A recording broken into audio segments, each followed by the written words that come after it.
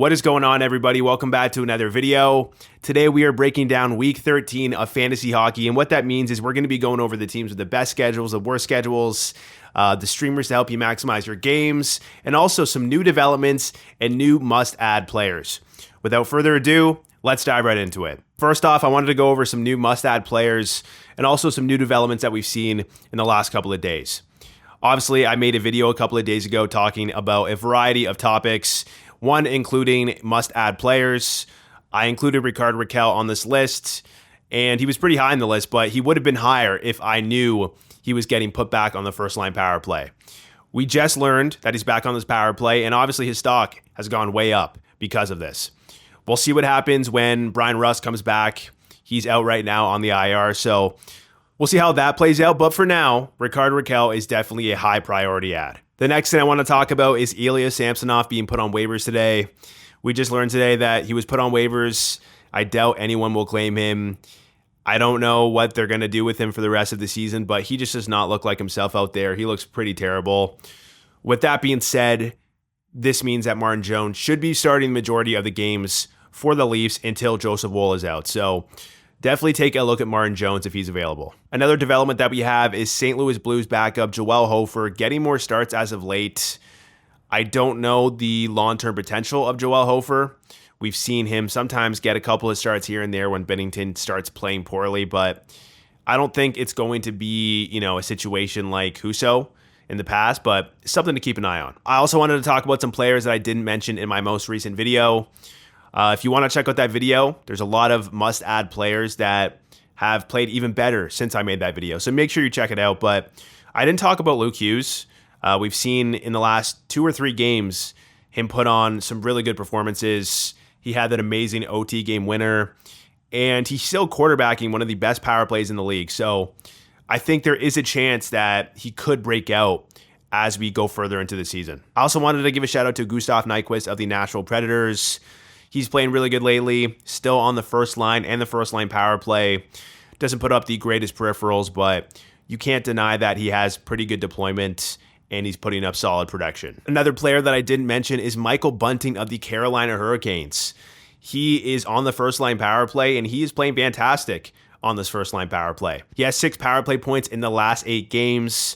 And even though he doesn't get the best even strength ice time, he might be worth taking a look at in a deeper league. Next, we got some more must-add players. We got Thomas Chabot. He's returning from injury tonight. I'm recording this Sunday afternoon, and we'll see how he plays, man. He puts up really good peripherals, and he should still be producing at a decent level. It just really depends on his power play deployment.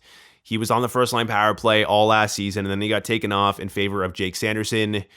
I think there's a solid chance that Chabot is back on this first-line power play, or at least gets a chance to prove himself on this first-line power play. So please take a look at Thomas Chabot. Next, we got Andrei Burakovsky of the Seattle Kraken. He just returned a couple of days ago, and he was great last year. So I would definitely take a look at him if he's available. Depends on your league size and your league format, of course, but he had 39 points in 49 games last year with the Kraken, so he definitely can produce. Next, we got Marc-Andre Fleury. We don't know the exact details of Philip Gustafsson's injury, but if he is out week to week or even long term, obviously Marc-Andre Fleury would be a great option, especially in a points league. Finally, we got goaltender Darcy Kuemper of the Washington Capitals. Charlie Lindgren just went down, and they said he's going to be out for the foreseeable future. So Kuemper should be starting the majority of the games. Now, I specified adding him in a points league here because in a category league, volume doesn't matter as much. But in a points league where saves matter a lot in certain formats, Darcy Kuemper could be a great option. Next up, we got some injury updates, a little bit of a new segment for this week guide. And what we have, like I told you guys, Charlie Lindgren out for the foreseeable future. We don't have the exact timeline. This is a very new injury, but very disappointing considering how good he has been playing. Next, we got Zach Werenski, who was out week to week again. Very disappointing news because he's played pretty solid. He hasn't scored a lot of goals, but that was one of the reasons he was on my buy low list in my last video because his shooting percentage was super low. So, I was thinking he was going to bounce back, but we are not going to see that until he comes back from his injury. Next up, we got some Minnesota Wild players. Philip Gustafsson is still being evaluated for an injury that he sustained in the last game. We don't know the details yet, and I will keep you guys updated when they come. Then we got Kirill Kaprizov, who also sustained an injury in that same game. He got cross-checked, and we saw him go down. Hopefully this isn't long-term because Kaprizov has played incredible as of late. Then we got some more players: Troy Terry, Evander Kane, Timo Meier, Mikhail Sergachev, and Radko Gudas all day-to-day. Finally, we got two more players on this list. We got Justin Falk. We don't have any timeline right now, but I listened to an interview with the coach who basically said that the injury is not as bad as they initially thought. So that is good news. He didn't say it was day-to-day. He said it was a little bit longer than that, but it's looking like it won't be long-term. Finally, we have Adin Hill of the Vegas Golden Knights. He is still on the injured reserve, and we do not have a timeline of his injury just yet. Moving on, we have some players that just returned from injury or are close to returning. We have Andre Burakovsky, who returned on the 29th, Jared Spurgeon, who returned on the 30th. We got Samuel Girard returning tonight. We got Philip Grubauer practicing today ahead of the Winter Classic. So definitely keep an eye on that goaltender situation with Joey Cord playing really well. Then we got Max Pacioretty returning very soon. It could be this week. And the same could be said for Logan Couture. Apparently he could also return this week. So keep an eye out for those two players specifically. Moving on to the schedule, we have the teams with the most game/off nights. The first team and the best team being the Washington Capitals. They are the only team that have 4 games and also 3 off nights this week. They don't have the best opponent goals against average, but if you want to maximize your games, the Capitals players are your best bet. Then we have the Ducks, who have 3 games and 3 off nights. Also very solid for maximizing your games. Then we got the Winnipeg Jets. They have 4 games and 2 off nights with a very good opponent goals against average. So those Jets players could be great options. Then we got the Blackhawks, who also have 4 games and 2 off nights. A solid opponent goals against average as well. Next, we have the New Jersey Devils, who have 3 games and 2 off nights this week. And finally, we have the Calgary Flames. The Flames have 4 games this week, which is very solid considering there's not many teams that play 4 times this week, but they only have 1 off night. So adding them might not be the best for maximizing your games. You're going to have to check to see, which nights you have open roster spots on and which players you'd be dropping to figure out if Flames players are worth adding. In terms of the off nights, it's pretty cut and dry this week. Monday, Wednesday, Friday, and Sunday are very light nights. And Tuesday, Thursday, and Saturday are very heavy nights. So pretty much most of you that are watching are always going to have a full lineup this week on Tuesday, Thursday, and Saturday, and then have tons of open roster spots on those off nights. Moving on, we have the teams with the least amount of games. We have 4 teams this week that only play twice. So if you want to add players from these teams, it might not be the best for maximizing your games. We have the St. Louis Blues, the Buffalo Sabres, the Edmonton Oilers, and the Seattle Kraken. If you have a lot of players on these teams, it might cost you your week. Moving on, we have the teams with the easiest opponent record this week. We got 5 teams on this list, and there's a very good chance that the goalies on these teams do pretty well. The number 1 team is the Winnipeg Jets. Then we got the Detroit Red Wings, the Toronto Maple Leafs, the Philadelphia Flyers, and the Minnesota Wild. Now, as you guys can see down below, I have some goalie ads that you might want to take a look at considering their opponent record. We have Carter Hart / Samuel Ersson. We got Marc-Andre Fleury, who might start the majority of the games if Gustafsson is injured. Then we got Martin Jones, who should see the majority of the games as well with Samsonov on waivers. And finally, we got Alex Lyon. He just returned from injury, and Husso is still on the IR, so Alex Lyon should be starting the majority of the games this week. Next up, we have the teams with the hardest opponent record this week. These teams and their goalies might not do very well this week, so please keep this in mind. We have the Arizona Coyotes, the Colorado Avalanche, the Tampa Bay Lightning, the St. Louis Blues, the Florida Panthers, and the New York Islanders. Moving on, we have the teams with the highest opponent goals against average. These teams are playing teams that let in a lot of goals, so the players could do pretty well in fantasy. The first team is the Vancouver Canucks, and I feel like I've seen them on this list quite a bit this year. I think they have a pretty easy schedule this year so far, so yeah, you could see the Canucks players do pretty well this week. Then we got the Winnipeg Jets, the Minnesota Wild, the New York Rangers, and the Philadelphia Flyers. Then we have the teams with the lowest opponent goals against average, so the players on these teams might underperform. We have the Arizona Coyotes, the Tampa Bay Lightning, the Columbus Blue Jackets, the Vegas Golden Knights, the New York Islanders, and the Florida Panthers. Now for this part of the video, I'm going to give you guys the streamers to help you maximize your games for this week.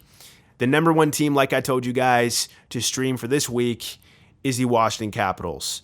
We have a bunch of players on this list.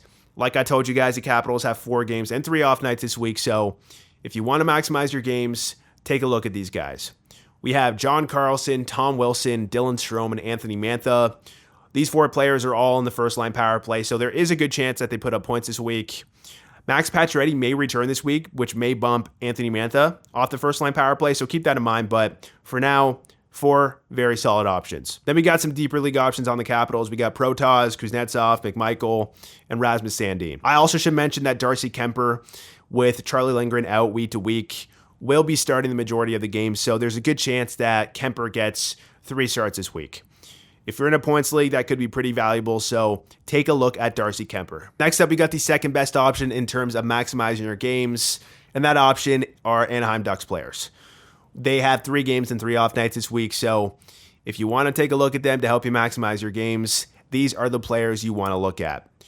We have Frank Vetrano, Mason McTavish, Trevor Zegras, Adam Henrique, Alex Killorn, Jamie Drysdale, who returned from injury and is on the first line power play. I really shouldn't say first line power play because they split the power play units into 2 when it comes to ice time, but still, he's officially on the first line power play. We got Pavel Mintyukov, who is getting less ice time as of late, but still a solid option. Then we got Ryan Strome and Cam Fowler. I also wanted to mention that Troy Terry and Radko Gudas are day-to-day, so we don't know if they will play this week. Next up, we got the players that play 4 games and 2 off nights. These players are from the Chicago Blackhawks and the Winnipeg Jets. I've ranked them based off how I value them in fantasy, but it does depend on your league settings and your format. I should mention that the Jets have a very good opponent goals against average, so some of these Jets players could be fantastic options. We have Gabriel Velarde, Nikolai Ehlers, Cole Perfetti, Philip Kurashev, Nick Foligno, Alex Iafallo, all of those players on the first line power play on their respective teams. Then we got Nino Niederreiter. He's not on the first line power play, but he's been playing really good lately. I'm expecting him to cool down, so this might be a week where people at him, they fall for the trap, and he doesn't produce, but still, solid peripherals. He's been decent this year, so take a look at him. Then we got Tyler Johnson, who was on the first line power play for the Blackhawks, Jason Dickinson, who's been playing pretty good this year, and then we got Kevin Korchinski. With Seth Jones out with an injury, Korchinski is on the first line power play, so we'll see if he can produce. Finally, I just added below some players that are good in category/banners leagues. We have Neil Pionk, Dylan DeMello, Adam Lowry, and then on the Blackhawks, we have Connor Murphy. Lastly, we have some players on the Calgary Flames. They have 4 games and 1 off night this week, so it's not the best for maximizing your games in terms of off nights, but still, 4 games could be valuable depending on your roster. We have Mackenzie Weegar playing incredible this year, amazing peripherals. We got Nazem Kadri, Elias Lindholm, Rasmus Andersson, Yegor Sharangovich, all on the first line power play, playing pretty well as of late as well. Then we got Blake Coleman, Mikko Backlund, always good options. We got Connor Zary, who was on the first line power play as well. Puts up really bad peripherals, but he has been producing solidly this year, so please take a look at him. Then we got Jonathan Huberdeau. I gotta say, Huberdeau is probably due to put up some points, so this week is probably the week that he gets at least an assist. If you want to take a look at him, take the risk and add Huberdeau. Then we got Noah Hannafin and Andrew Mangiapane. I also should mention Jacob Markstrom. He's played decent this year, and there's a good chance that he gets 3 starts this week, so take a look at Jacob Markstrom if he is somehow available. All right, guys, that's the end of the video. Thank you so much for watching. Hit that like button if you enjoyed it. Subscribe if you're new to the channel. And have a happy new year. I hope 2023 was good to you. I hope 2024 is even better. And I appreciate all of you guys that have supported the channel this year. I will catch you in the next one.